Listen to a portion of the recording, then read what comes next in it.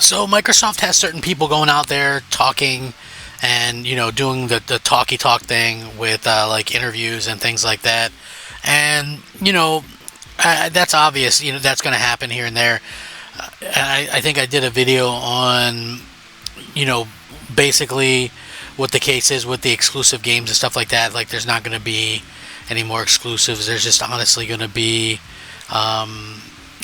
games that are going to go everywhere, because Microsoft, believe it or not, they're doing their best to make their console a very unattractive place, and then they'll get people over onto the PC or whatever. And you'd be surprised at how many people are very much kind of on board with that. They went from, they'll tell you stuff like this: well, consoles are irrelevant, consoles are dying, but they won't mention, when you bring up that the Switch 2 broke every record for sales, or that the PS5 is on tap for 120 to 130 million consoles sold, they kind of get quiet or whatever. And the other thing is that you can bring up that you can play Xbox on a phone, on a this or that, but at the end of the day, has that helped Xbox get to any more new people?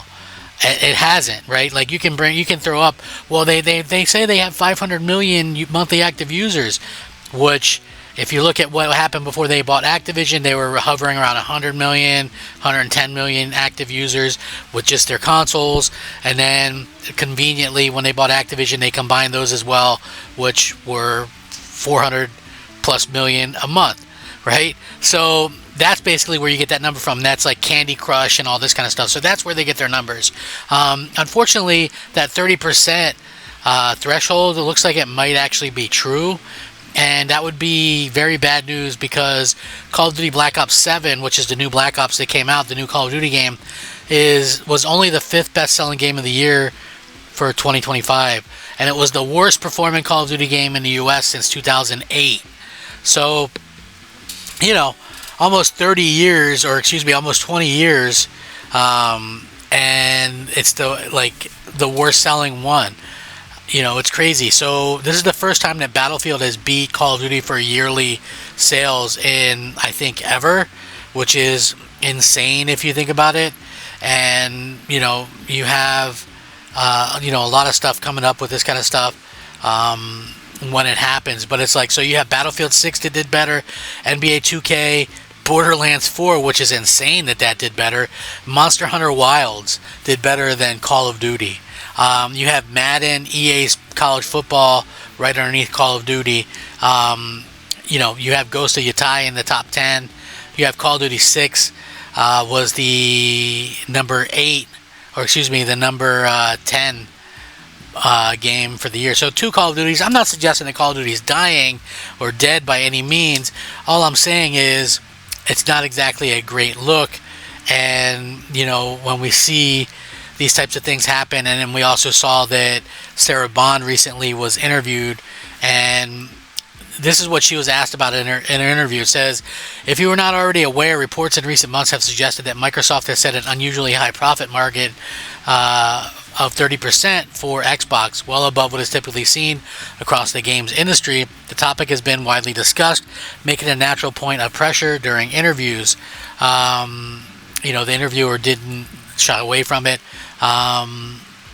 And basically, this is what she said. Microsoft recently set ambitious profit margin targets of 30% for Xbox, well above the average. How does that influence its investment, its creative decision-making? Has anything changed in that regard? Of course, Sarah Bond doesn't really confirm or deny it 100%.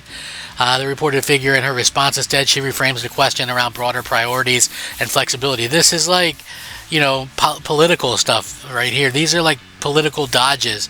She says, we're always just adjusting our investment based off what's happening in the macroeconomic industry, what players are asking for and what developers are asking for, and we're really focused on giving a full suite of experiences that people across all of that.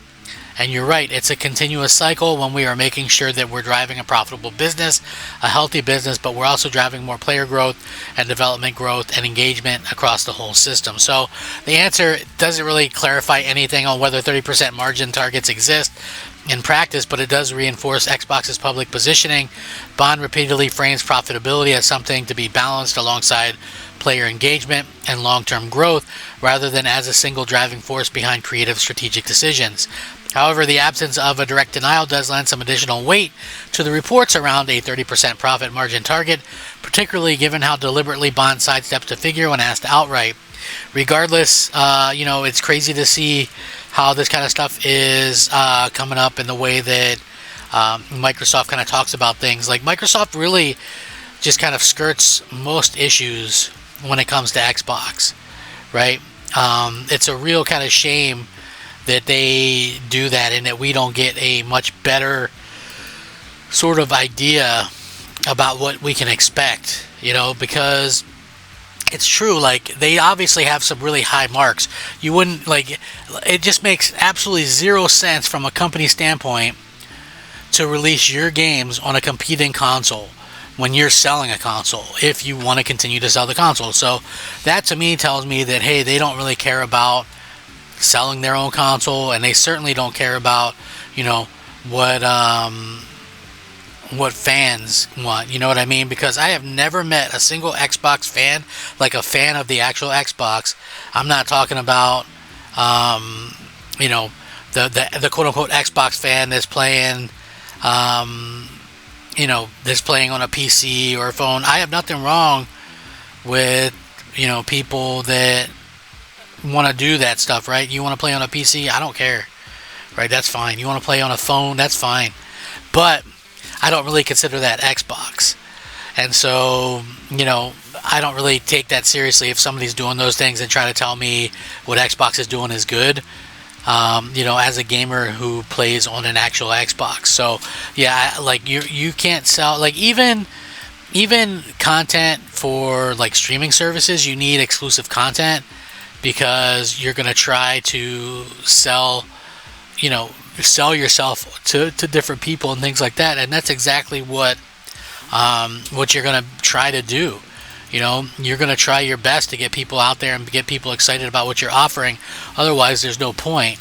And so I think that's going to be Microsoft's toughest job. Like, a lot of people believe that that it's these things that are happening, and that that Microsoft is doing the right thing. They'll go, oh, Microsoft has moved on because that's they're moving forward with the industry. It's like, how often has Microsoft been right about anything? And when was the last time they moved the industry forward? I mean, if you have to go back 20 years to the 360 or 25 years to the original Xbox to bring something revolutionary that players and gamers and everybody loved, then if you have to do that, then they're not really contributing, in my opinion. So, it really kind of, I think, depends what's going to happen in the future with gamers and things, and how Microsoft handles it.